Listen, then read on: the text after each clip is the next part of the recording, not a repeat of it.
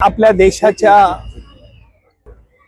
देशाच्या इतिहासात प्रथमच सरकारने एक क्रांतिकारक पाऊल उचलण्याचं ठरवलेलं आहे।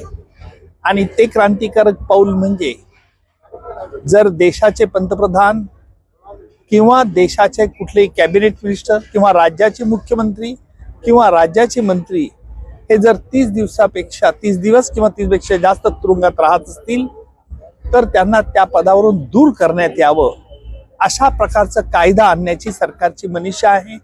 परंतु हा कायदा आणण्या अगोदर या कायद्याचा संपूर्ण अभ्यास झाला पाहिजे।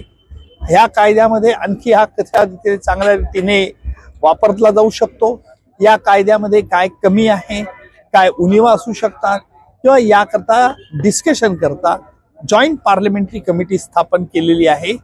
या कमिटीच्या चेअरमनच्या अध्यक्षतेखाली लोकसभाचे काही सभासद आणि राज्यसभेचे काही सभासद अशा आमच्या मीटिंग्स चर्चा होत असते।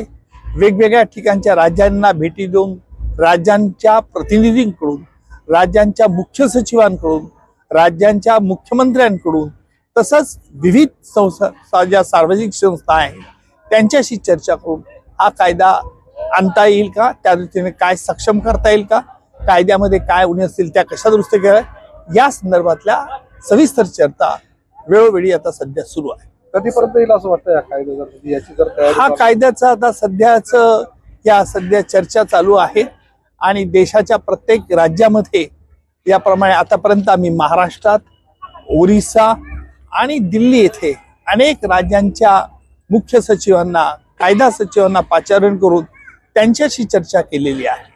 सर, इराण इस्रायलच्या युद्धानंतर